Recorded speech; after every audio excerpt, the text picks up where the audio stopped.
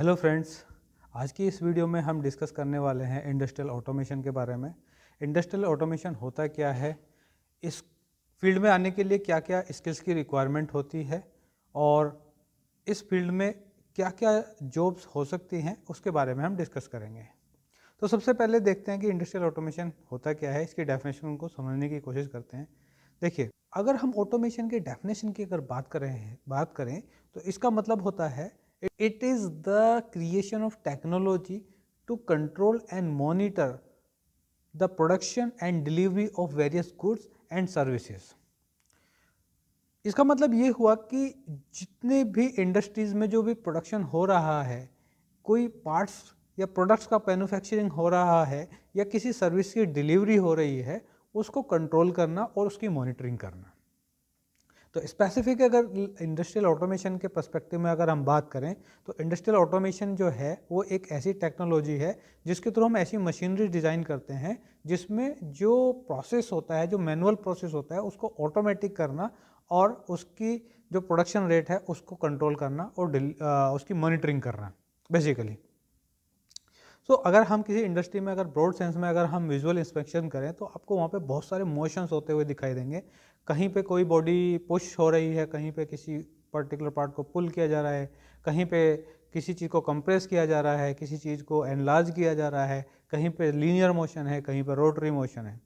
तो basically automation का जो पर्पज़ होता है, बेसिक फंडा होता है उन मोशंस को और उन पे लगने वाली फोर्स को कंट्रोल करना। तो उनको कंट्रोल करने के लिए बेसिकली अगर ऑटोमेशन की स्टडी अगर हम करें तो ऑटोमेशन की स्टडी को हम मेनली डिवाइड कर सकते हैं कंपोनेंट लेवल पे। अगर हम देखें तो कंपोनेंट को हम डिवाइड कर सकते हैं मेजर 3 कैटेगरीज में। पहले कैटेगरीज होती है एक्चुएटर्स की। एक्चुएटर्स में वो कंपोनेंट आते हैं जो फील्ड में, एनवायरनमेंट में कोई चेंजेस प्रोड्यूस करते हैं। फॉर एग्जांपल, अगर कोई न्यूमेटिक सिलेंडर है, वो किसी ऑब्जेक्ट को पुश करता है तो वो उसकी पोजीशन को चेंज करता है। कोई ड्रिल मशीन है तो वो किसी मेटल के अंदर होल प्रोड्यूस करती है। तो जितने भी इस तरह के कंपोनेंट्स होते हैं जो एक्चुअल में फिजिकली कुछ चेंजेस लेके आते हैं एनवायरनमेंट में, वो एक्चुएटर्स होते हैं। दूसरे नंबर पे आते हैं सेंसर्स। सेंसर्स वो कंपोनेंट होते हैं जो फील्ड में होने वाले चेंजेस को सेंस करते हैं और उनको जो इनपुट है वो कंट्रोलर्स को देते हैं। तो जितने भी सेंसर्स हुए, चाहे वो प्रोक्सिमिटी सेंसर्स हैं, लिमिट स्विच हैं, रीड स्विच हैं, आपके टेम्परेचर सेंसर्स हैं, प्रेशर सेंसर्स हैं, all kind of sensors comes into this category. तो ये आपका हो गया दूसरे नंबर के component. And third category of component is known as controllers. तो कंट्रोलर्स बेसिकली क्या होता है, वो एक्चुएटर्स और सेंसर्स के बीच में एक माइंड का काम करता है। उसको हम प्रोग्राम कर सकते हैं। सेंसर से आने वाली इनपुट को वो रीड करता है, उस डेटा को एग्जीक्यूट करता, जो प्रोग्राम है उसके अकॉर्डिंग वो एग्जीक्यूट करता है और उस इनपुट के बेसिस पे डिसीजन राइट करता है और एक्चुएटर्स को सिग्नल देता है और एक्चुएटर एनवायरनमेंट में चेंजेस लेके आते हैं। तो ये हमारा basically component wise, component level पे अगर हम देखें तो ऑटोमेशन के ये पार्ट्स होते हैं। ठीक है। अगर हम टेक्नोलॉजी वाइज अगर देखें ऑटोमेशन को, तो ऑटोमेशन में यूज़ होने वाले जो कंपोनेंट हैं हम उनको 3 कैटेगरी में डिवाइड कर सकते हैं on the basis of power use.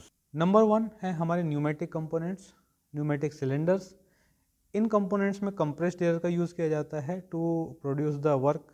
दूसरे नंबर के कंपोनेंट हैं आपके हाइड्रोलिक, जहाँ पे लोडिंग एप्लीकेशन होती है, excess loading, excess pressure, excess load अगर कहीं पे होता है तो वहाँ पे हम हाइड्रोलिक सिलेंडर्स का यूज़ करते हैं।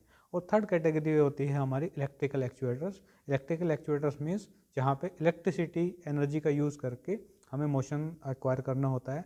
फॉर एग्जांपल, आपके जितने भी मोटर्स हैं like DC motor, AC motor, AC में भी आपके single phase, 3 phase with VFD, servo motor, stepper motor, these all kind of components are electrical components। या अगर देखें तो इनका कॉम्बिनेशन आपको देखने को मिलेगा किसी मशीन के अंदर। आपका हाइड्रोलिक इलेक्ट्रो हाइड्रोलिक हो सकता है, आपका न्यूमेटिक इलेक्ट्रॉनिक हो सकता है, या इन तीनों का कॉम्बिनेशन भी रेयर केस में हो सकता है। अगर हम कैरियर पॉइंट ऑफ व्यू से इंडस्ट्रियल ऑटोमेशन को देखें तो कैरियर, इस फील्ड में कैरियर बनाने के लिए नो डाउट इसमें बहुत सारी स्किल्स की रिक्वायरमेंट होती है। कुछ बेसिक स्किल्स के बारे में मैं आपको बता देता हूँ। देखिए, ऑटोमेशन होता है इंडस्ट्री के लिए जहाँ पे मैन्युफैक्चरिंग होती है। तो आपको उस लेवल का नॉलेज होना चाहिए मैन्युफैक्चरिंग का। फॉर एग्जांपल जैसे अगर हम आयरन की बात करें तो आयरन कहाँ से, आयरन के प्रोडक्ट कैसे बनते हैं, क्या क्या प्रोसेस होता है आयरन से रिलेटेड प्रोडक्ट बनाने में।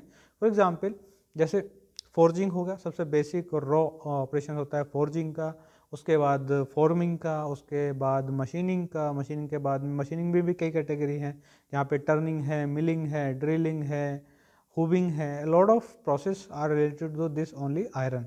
एंड सिमिलरली प्लास्टिक से रिलेटेड प्रोडक्शन प्रोसेस होते हैं, उसी तरह सेरेमिक से रिलेटेड प्रोडक्शन प्रोसेस होते हैं, रबर से रिलेटेड प्रोडक्शन प्रोसेस होते हैं। तो उन सारे प्रोसेस का आपको नॉलेज होना ज़रूरी है।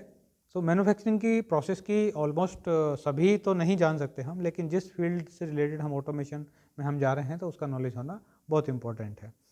दूसरा क्वालिटी होता है एबिलिटी टू डेवलप सॉल्यूशन। ये बहुत इंपॉर्टेंट क्वालिटी है because you are solving the problems of the industry. कि जो काम मैनुअल हो रहा है उसको ऑटोमेट तरीके से करना, जो काम जिसमें वेस्टेज ज़्यादा हो रहे हैं उसको वेस्टेज को रिड्यूस करना, जिस काम में टाइम ज़्यादा लग रहा है उसके टाइम को रिड्यूस करना, ये सारी प्रॉब्लम्स होती हैं। इस तरह की प्रॉब्लम्स को सोल्व करने की एबिलिटी आपके अंदर होनी चाहिए, तभी आप एक अच्छे ऑटोमेशन इंजीनियर बन सकते हैं। नेक्स्ट स्किल्स है ability to integrate various technologies, जैसा कि अभी हमने डिस्कस किया है, जिसमें न्यूमेटिक, हाइड्रोलिक, इलेक्ट्रो हाइड्रोलिक, उसके अलावा कंट्रोलर्स हो गए, different kinds of controllers available है, like PLC, Arduino, chip based controllers available हैं, माइक्रो कंट्रोलर्स अवेलेबल हैं। तो उन टेक्नोलॉजीज़ को आपस में इंटीग्रेट करना भी आपको आना चाहिए। तो यहाँ मैं आपसे ये कहूँगा कि आप किसी भी फील्ड से अगर आप हैं, फॉर एग्जांपल अगर आप मैकेनिकल से हैं तो you must know how controller works, और सपोज करें कि आप अगर इलेक्ट्रिकल से हैं तो you must know what is the manufacturing process. तो ये इंटीग्रेट करना एटलीस्ट आपको आना चाहिए। आपकी मेजर स्किल्स आपकी जो डिग्री से रिलेटेड है वो होनी चाहिए, और आपकी इंटरडिसिप्लिनरी स्किल्स भी आपको होनी चाहिए। ऑप्टिमाइजेशन मेथड्स हम सब इंजीनियरिंग में पढ़ते हैं। ऑप्टिमाइजेशन मेथड्स, ऑप्टिमाइजेशन मतलब optimization of time, optimization of money, optimization of resources, optimization of powers.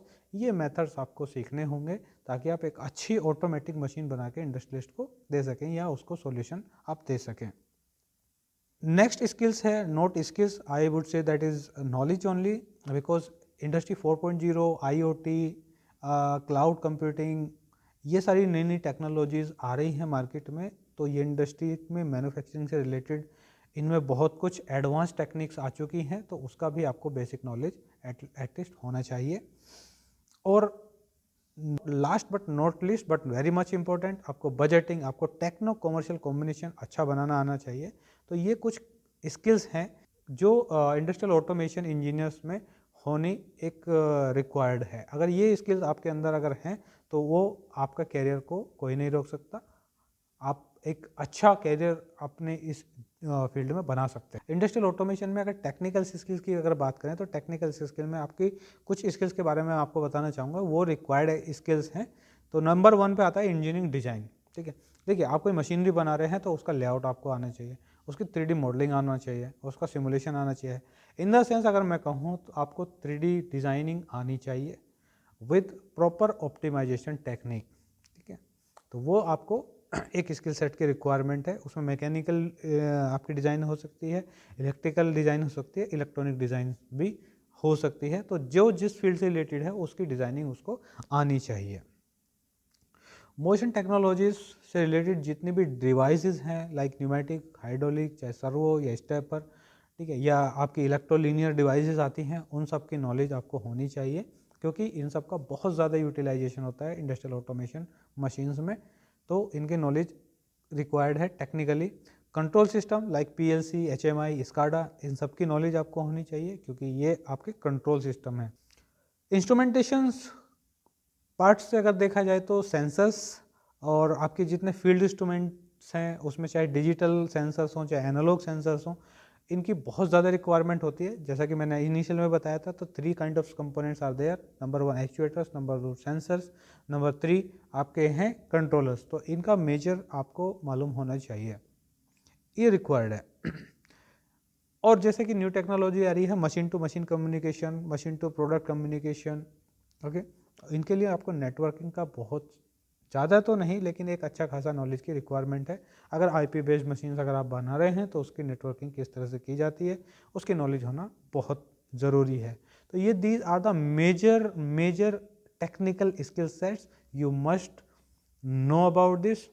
And industrial automation engineers को इसका नॉलेज होना बहुत ज़रूरी है। अगर हम बात करें जॉब्स की, तो इंडस्ट्रियल ऑटोमेशन फील्ड में अगर आप जॉब्स एंट्री करना चाहते हैं तो एंट्री लेवल पे आप स्टार्ट कर सकते हैं पीएलसी प्रोग्रामिंग से। तो पीएलसी प्रोग्रामिंग सीखना कोई ज़्यादा टफ काम नहीं है। हम जब बोलते हैं पीएलसी प्रोग्रामिंग तो सुनने में लगता है कि ये कोई आपकी टिपिकल प्रोग्रामिंग लैंग्वेज होगी, लाइक जैसे C++, बट ये बहुत ही सिंपल लैंग्वेज है। लैडर लॉजिक्स बोला जाता है। तो ये वो सिंपल और एक ग्राफिकल लैंग्वेज है बेसिकली। तो इसमें बस आपको इसको यूटिलाइज करना आना चाहिए, तो वहाँ से आप अपनी जॉब की शुरुआत कर सकते हैं। बहुत अच्छी बिगनिंग हो सकती है आपकी जॉब की। इंडस्ट्री वाइज अगर देखा जाए तो हम ऑटोमेशन की कैरियर को स्टार्ट करने के लिए 3 टाइप की कंपनी से स्टार्ट कर सकते हैं। पहले है आपके जो ऑटोमेशन कंपोनेंट और ऑटोमेशन इक्विपमेंट और सॉफ्टवेयर के सप्लायर हैं, वहाँ पे आपकी जॉब की स्टार्टिंग हो सकती है। फॉर एग्जांपल जैसे सीमेंस है, रॉकवेल ऑटोमेशन है, स्नाइडर है, एबीबी है, डेल्टा है, मित्सुबिशी है। ये पॉपुलर ब्रांड है जो ऑटोमेशन इक्विपमेंट सप्लाई करते हैं। इसके अलावा आप गूगल पे चेक कर सकते हैं कौन कौन से और इंडियन में इस तरह के जो सप्लायर्स हैं, वहाँ पे आप चेक कर सकते हैं कि उनका कैरियर प्रोवाइडिंग स्ट्रक्चर क्या होता है। तो वहाँ पे आप इसकी शुरुआत कर सकते हैं। दूसरे टाइप की कंपनी है जो इंडस्ट्रियल ऑटोमेशन को यूज करती हैं, जैसे जितने भी फूड एंड बेवरेज कंपनीज हैं वो यूज़ करते हैं, जितनी ऑटोमोटिव मैन्युफैक्चरिंग कंपनी है वो यूज़ करते हैं, ऑटोमोटिव असेंबली कंपनी जितनी भी हैं जो पॉपुलर ब्रांड है एज ए मैकाट्रॉनिक्स इंजीनियर वहाँ पे आप स्टार्ट कर सकते हैं। And third is automation machine manufacturer और स्पेशल पर्पज मशीन मैन्युफैक्चरर, जो मशीनों को बनाते हैं, वहाँ पे भी आप अपने कैरियर की शुरुआत कर सकते हैं।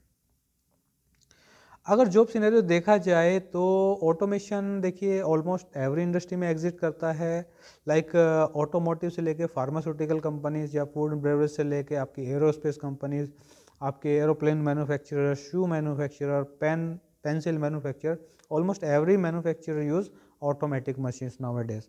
सो एक बहुत बड़ा स्कोप है ऑटोमेशन का। तो अभी अगर करंट का सिनेरियो देखा जाए तो जो मार्केट में डिमांड है एक अच्छे ऑटोमेशन इंजीनियर्स की, वो हमारे एकेडमिक्स पूरे नहीं कर पा रहे हैं। सिर्फ नंबर्स में पास हो रहे हैं बच्चे। क्वालिटी जो रिक्वायर्ड है, जो स्किल्स रिक्वायर्ड है, वो अभी मार्केट के हिसाब से नहीं है। That's why they are paying very less. अगर किसी इतनी स्किल्स अपने अंदर उसने एक्वायर की हैं तो उसको बहुत अच्छा स्टार्टिंग कैरियर का मिल सकता है, बहुत अच्छा पैकेज स्टार्टिंग में उसको मिल सकता है। दूसरा है जो इंडस्ट्री 4.0 सिनेरियो आने से बहुत सारी मल्टीनेशनल कंपनीज जो हैं इंडस्ट्रियल ऑटोमेशन की फील्ड में आ रही हैं। Cyber physical system based industrial IoT based systems हैं, इंटरनेट बेस्ड कम्युनिकेशन है, इसके बेसिस पे बहुत सारे न्यू प्रोडक्ट्स, बहुत सारे न्यू इक्विपमेंट मार्केट में लॉन्च हो रहे हैं। तो एक काफ़ी बड़ा पोटेंशियल है, बहुत बड़ा मार्केट है इंडस्ट्रियल ऑटोमेशन का। तो इसमें सिर्फ ज़रूरत है तो स्किल्स की, जो स्किल्स मैंने डिस्क्राइब की हैं, अगर आप उन स्किल्स को एक्वायर करते हैं तो आपके लिए जॉब की कमी नहीं होगी। फॉरेन कंट्रीज़ में अगर जॉब अपॉर्चुनिटीज़ की बात करें तो इंडस्ट्रियल ऑटोमेशन के लिए अगर आप अच्छी स्किल्स रखते हैं और आपको 4 से 5 साल का एक्सपीरियंस है तो बहुत सारी कंट्रीज़ जॉब ऑफ़र करती हैं। For example USA, Australia, Germany, Singapore और गल्फ़ कंट्रीज़ में भी आप जो है अपना कैरियर स्टार्ट कर सकते हैं। ऑल इन ऑल अगर देखा जाए तो ऑटोमेशन एक बहुत अच्छा फील्ड है अपने कैरियर को स्टार्ट करने का, लेकिन इसमें सिर्फ डिमांड है तो स्किल्स की। अगर आप वो स्किल्स रखते हैं और आपके अंदर प्रॉब्लम सॉल्विंग एबिलिटीज़ हैं तो आप इसमें बहुत अच्छा कैरियर बना सकते हैं। दोस्तों, इंडस्ट्रियल ऑटोमेशन से जुड़ी हुई ये जानकारी आपको कैसे लगी हमें कमेंट करके ज़रूर बताइएगा। हमारे चैनल को सब्सक्राइब कीजिए और अगर ये वीडियो आपको पसंद आई है तो इसको लाइक कीजिए, और जिन्हें इस जानकारी की ज़रूरत है तो उस तक ये वीडियो शेयर ज़रूर कीजिएगा। मिलते हैं नेक्स्ट वीडियो में, तब तक के लिए बाय बाय, टेक केयर।